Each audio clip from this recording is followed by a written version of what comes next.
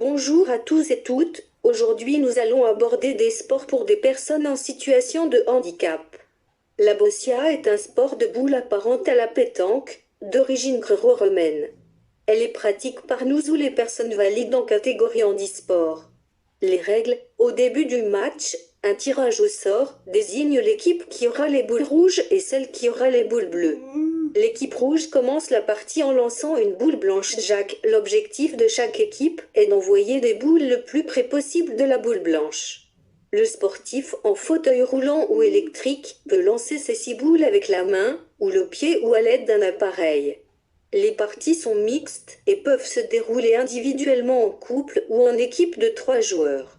Une partie peut se dérouler de 30 minutes à 120 minutes selon les catégories des joueurs ainsi que du déroulement du jeu. Je faisais pendant 2 ans la boccia, j'étais forte, et je faisais un championnat et j'ai gagné, j'étais deuxième avec mon père. Le foot fauteuil, c'est anglais, Powerchair Football, est une variante du football pratiqué par les personnes en situation de handicap en fauteuil électrique. Ce sport est rattaché à la Fédération française handisport. Il existe aussi la Fédération internationale de foot fauteuil et aussi la Fédération européenne. Les règles: il y a 4 ou 3 joueurs de champ plus un goal. Le hors-jeu également 3 dans la boîte, interdit 3 joueurs de défendre en même temps dans la surface zone. La règle du 2 contre 1 interdit aux 2 défenseurs de s'occuper à un certain périmètre y compris sans faire manifestement action de jeu. Seule l'opposition 1 contre 1 est permise dans un souci d'aérer le jeu. Le jeu arrière interdit un contact entre un joueur arrivant en marche arrière et son opposant, y compris sans choc violent afin de préserver la sécurité des joueurs. Il peut être sanctionné lourdement par des cartons jaunes ou rouges selon la violence du choc. La sarbacane sportive appelée blowgun ou blowpipe en anglais est un sport de tir de dard sur cible à point. La sarbacane moderne est un tube en aluminium de 122 cm max, diamètre 1, 1016 cm, avec une embouchure qui propulse par le souffle du tireur 5 petits dards en acier disposant d'un petit embout conique en plastique. La cible officielle est une feuille A4 imprimée et fixée sur un support en carton, mousse synthétique, paille compressée ou autre.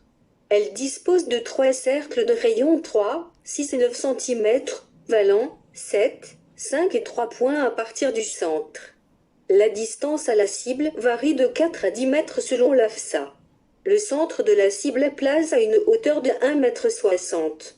Pour l'enseignement en milieu scolaire, les mini-blasons de tir à l'arc seront utilisés avec 5 couleurs allant de la périphérie jusqu'au centre: blanc, noir, bleu, rouge et jaune.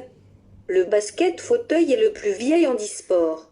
Le principe est le même que pour le basketball classique, où 2 équipes composées de 5 joueurs doivent inscrire le plus de paniers possible pendant 4 cartons de 10 minutes. Les joueurs doivent passer ou faire rebondir le ballon par terre toutes les 2 poussées de roue afin d'éviter d'être sanctionnés pour un marché. La taille du parquet et la hauteur du panier restent les mêmes, et les règles du jeu ne sont pas très différentes. Il n'y a évidemment pas de dunk mais des passes, du dribble et une vraie rigueur tactique. Le basket, c'est un sport à la fois rapide et technique.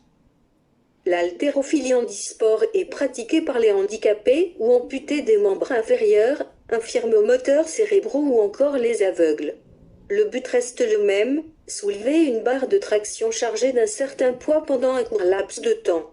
La seule différence, c'est que l'athlète est allongé sur le banc comme lors d'un mouvement de développé couché. Le judo handisport n'est pas si différent du judo pour valides car il est tout aussi physique. Quelques changements: le revêtement est différent pour indiquer les zones du terrain. La partie la plus intéressante, le combat, ne commence que lorsque chacun des judokas a empoigné le kimono de son adversaire. Voilà un sport encore plus physique que le tennis lui-même. La maniabilité du fauteuil est terrible, ce qui n'empêche pas de voir du beau jeu. Quelques petites contraintes: 2 rebonds sont autorisés avant de frapper la balle et on n'a pas le droit de se lever de son siège. Un sport qui exige de la vélocité, précision et placement. Bref, le tennis en fauteuil, c'est l'heure du contre-roue. Fini les temps maussades, les flaques de boue et les plaquages de brut. Le rugby fauteuil, les passes vers l'avant sont autorisées, les plaquages non, mais le but du jeu reste de franchir l'embut. Cette discipline est donc un mix parfait entre la tactique du footus et la rugosité du hockey. Le cyclisme handisport procure aux participants comme aux spectateurs des moments intenses et inoubliables, un peu comme le Tour de France. C'est aussi un sport qui possède de nombreuses variantes, comme par exemple le paracyclisme, qui comprend plusieurs disciplines correspondant aux différents handicaps. Les sportifs déficients visuels pratiquent en tandem avec la coopération d'un guide visuel. Le handbike pour les personnes handicapées de contraintes imposées par son fauteuil. Les athlètes atteints d'un traumatisme neurologique pratiquent sur des tricycles. Quel que soit le handicap, il existe toujours une possibilité de pratiquer le cyclisme. Pour me suivre, appuyez sur s'abonner et si vous aimez cette vidéo, appuyez sur le pouce noir. À bientôt pour la prochaine vidéo.